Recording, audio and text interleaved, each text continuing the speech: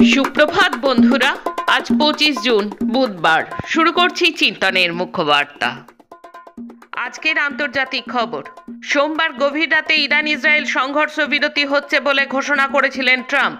মঙ্গলবার ইসরায়েল চুক্তি ভাঙার অভিযোগ তুলে ইরানে বোমা ফেলে, কিন্তু ইরান আন্তর্জাতিক সংবাদ মাধ্যমে পরিষ্কার জানিয়েছে যে তারা চুক্তি ভাঙেনি। এদিন সকালে ইরানের বিদেশমন্ত্রী আব্বাস আরাগাচি জানিয়ে দেন যে সংঘর্ষ বিরতি মানতে দেশ তৈরি। সেই সঙ্গে পরমাণু অস্ত্র তৈরির মিথ্যা অভিযোগ তুলে ইরানের ওপর ইসরায়েল এবং পরে আমেরিকার আক্রমণের কড়া বিরোধিতাও করেছেন ইরান। ট্রাম্প এদিন ইসরায়েলকে বলেছেন ইরানের ওপর বোমা না ফেলতে। নিজের মালিকানাধীন সোশ্যাল মিডিয়া ট্রুথ সোশ্যালে ট্রাম্প পোস্টে বলেছেন, ইসরায়েল পাইলটদের ফেরাও। এরপরও ইরান বোমা ফেললে সংঘর্ষ বিরতি চুক্তির গুরুতর লঙ্ঘন হবে। সংঘর্ষ বিরতি চুক্তি ভাঙার দায় ইরান ও ইসরায়েল দুই দেশের ওপরেই চাপালেন আমেরিকার রাষ্ট্রপতি ডোনাল্ড ট্রাম্প। রবিবার রাতে বাংলাদেশের প্রাক্তন প্রধান নির্বাচন কমিশনার নুরুল হুদার ওপর নির্যাতন চালানো হয়। তিনি মুক্তিযোদ্ধাও। অভিযোগ, দল বেঁধে তাকে জুতো পেটা পর্যন্ত করা হয়েছে পুলিশের সামনেই। নুরুল হুদা বলেছেন, যদি এই হামলাকারীদের বিরুদ্ধে কঠোর পদক্ষেপ না নেওয়া হয় তাহলে আজকের নীরবতা কালকে ভয়ঙ্কর মূল্য দিতে বাধ্য করবে। জানা গেছে কিছু সন্ত্রাসী প্রতারক এলাকার প্রভাব বিস্তার করেছে। রবিবার রাজধানীর উত্তরার বাড়িতে ঢুকে হুদাকে বের করে আনে একদল দুষ্কৃতী। জুতোর মালা পরানো হয়। পুলিশ সংবাদ মাধ্যমে জানিয়েছে, বিএনপির করা একটি মামলায় নুরুল হুদাকে গ্রেপ্তার দেখানো হয়েছে। শেখ হাসিনার প্রধানমন্ত্রী থাকাকালীন বিভিন্ন নির্বাচনে কারচুপির অভিযোগ দায়ের হয়েছে এই মামলায়। তারপর কিছু পর আক্রান্ত হন হুদা। উল্লেখ্য, বাংলাদেশে অন্তর্বর্তী সরকার গঠনের পর থেকে রাজনৈতিক বিরোধী বা প্রতিবাদীদের দল বেঁধে নির্যাতনের একাধিক ঘটনা দেখা দিয়েছে। বামপন্থীদের পাশাপাশি গণতান্ত্রিক বিভিন্ন অংশ সরকারের বিরুদ্ধে প্রতিবাদও জানিয়েছে বিভিন্ন সময়ে। মঙ্গলবার সৌদির যুবরাজ মোহাম্মদ বিন সলমানের সঙ্গে ফোনে কথা বললেন ইরানের প্রেসিডেন্ট মাসুদ পেজেশকিয়ান। মাসুদ জানান, তিনি আমেরিকার সঙ্গে সংঘর্ষ মেটাতে প্রস্তুত। ইরান ও ইসরায়েলের যুদ্ধবিরতিতে বিশেষ অবদান রাখার জন্য কাতারকে ধন্যবাদ জানিয়েছেন জাতিসংঘে নিযুক্ত ইরানের রাষ্ট্রদূত আমির শাহিদ ইরভানি। তিনি বলেন, ইসরায়েলের আগ্রাসন বন্ধ করতে ও যুদ্ধবিরতিতে গুরুত্বপূর্ণ ভূমিকা নেওয়ার জন্য আমাদের বন্ধু দেশ কাতারকে আন্তরিক ধন্যবাদ। ইরানে হানা দিয়ে কি আইন ভেঙেছেন ট্রাম্প? তার দলের অন্দরেই উঠল প্রশ্ন। মার্কিন প্রেসিডেন্টের ইরান ইসরায়েল সংঘর্ষ বিরতি ঘোষণার নেপথ্যে দলীয় অন্তর্বিরোধ অন্যতম অনুঘটক বলে মনে করছেন অনেকেই। কারণ রিপাবলিকান নেতৃত্বের একাংশ ইরানে হামলার বিরোধিতা করেছেন। তাই কি তড়িঘড়ি যুদ্ধবিরতি ঘোষণা? মঙ্গলবার সকালে মার্কিন প্রেসিডেন্টের তড়িঘড়ি ইরান ইসরায়েল সংঘর্ষ বিরতি ঘোষণার নেপথ্যে দলীয় অন্তর্বিরোধ অন্যতম অনুঘটক বলে মনে করছেন অনেকেই। বস্তুত ইরানে মার্কিন সেনার হামলা নিয়ে সে দেশের আইনসভা কংগ্রেসের অন্দরেও সমালোচনার মুখে পড়েছেন ট্রাম্প। যুদ্ধের 1216তম দিনে পূর্ব ইউক্রেনের ডনবাসের আরও একটি শহর দখলের দাবি করল রাশিয়া। সেই সঙ্গে মস্কোর দাবি, গত 24 ঘন্টার সামরিক অভিযানে অন্তত 1125 জন ইউক্রেন সেনা নিহত হয়েছেন।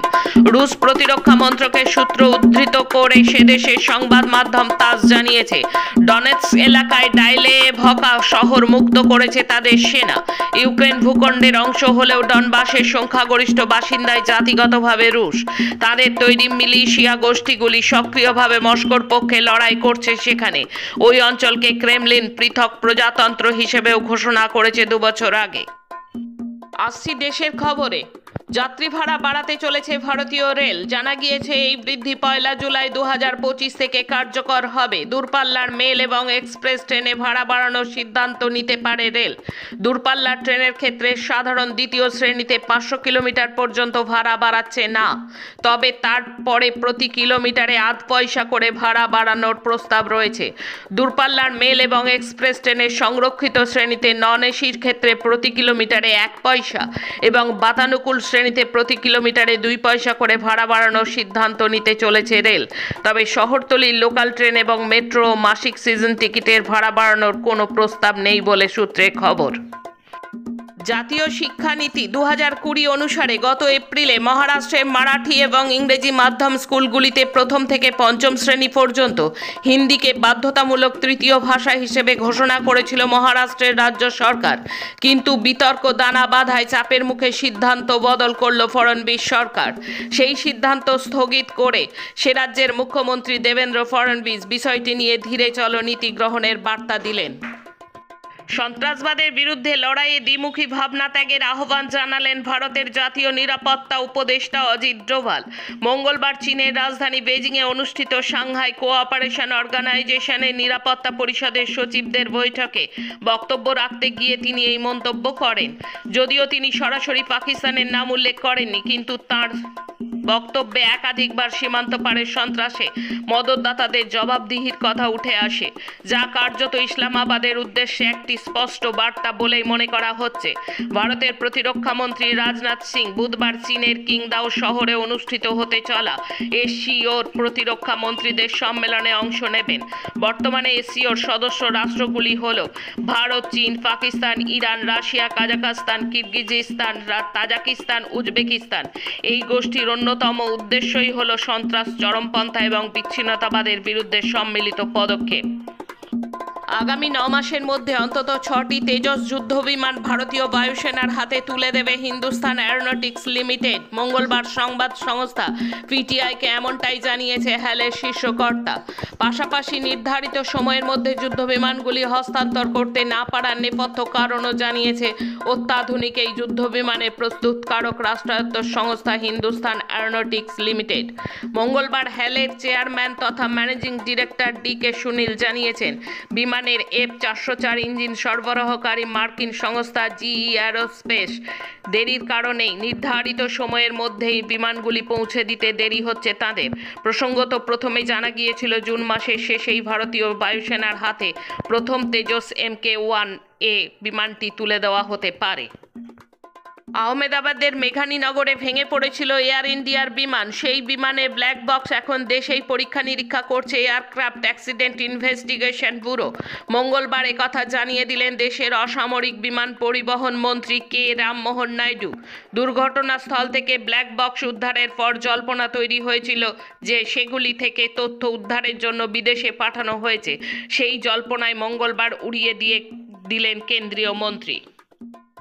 এখন রাজ্যের খবর। কালীগঞ্জ বিধানসভার মোলান্দির কিশোরী ছটফটে তমন্নার শেষকৃত্যে মঙ্গলবার সকালে হাসপাতাল থেকে গ্রাম থেকে শেষকৃত্যে যোগ দিয়েছেন অসংখ্য মানুষ। শোকে ভেঙে পড়েছে বিস্তীর্ণ এলাকা, উঠেছে শোককে শপথে বদলানোর স্লোগান। রাজ্যের সর্বত্র চলছে ধিক্কার মিছিল। সোমবার কালীগঞ্জ বিধানসভার উপনির্বাচনের গণনা চলছিল। তৃণমূলের বিধানসভাতেও জয়ী হয় এই কেন্দ্রে, এগিয়েছিল উপনির্বাচনেও। তার মধ্যেই বের হয় তৃণমূলের বিজয় মিছিল। মোলান্দিতে সিপিআইএম সমর্থকদের বাড়ি লক্ষ্য করে চলে বোমাবাজি। পুকুরে স্নান করতে যাচ্ছিল কিশোরী তমন্না। গ্রামবাসীরা জানিয়েছেন হত্যা করা হয় তাকে।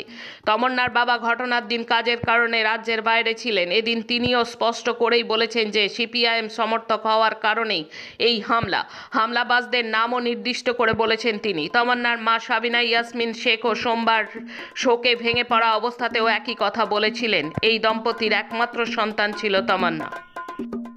গত কয়েকদিনে পাহাড় এবং সমতলে প্রবল বৃষ্টির জেরে জারি করা হলো তিস্তায় হলুদ সতর্কতা। তিস্তার দোমোহানি ও NH-31 জলঢাকা নদী সহ তিস্তার মেকলিগঞ্জ থেকে বাংলাদেশ বর্ডার অসংরক্ষিত এলাকায় হলুদ সতর্কতা জারি করা হয়েছে। ফলে চিন্তা বাড়িয়েছে নদী পাড়ের বাসিন্দাদের। পাহাড় ও সমতলে ভারী বৃষ্টিপাতের জেরে সিকিমগামী 10 নম্বর জাতীয় সড়কে ধস নেমেছে। গত বুধবার রাত থেকেই সিকিম সহ উত্তরবঙ্গের সমতলে চলছে ভারী বৃষ্টিপাত।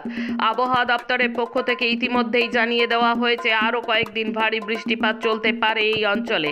এদিন মামাখোলা, ভালুখোলা, লুকবীর এলাকায় পাহাড়ি ধসের কারণে ব্যাহত হয় যান চলাচল। পাহাড়ের জল সমতলে নেমে আসায় ক্রমাগত বাড়ছে তিস্তা নদীর সমতলের জলস্তর।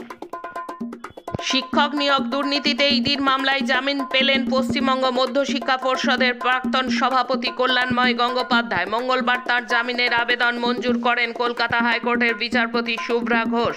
ইডির মামলায় জামিন পেলেও সিবিআইয়ের মামলায় এখনও জামিন পাননি তিনি, তাই এখন তার জেল মুক্তি হচ্ছে না।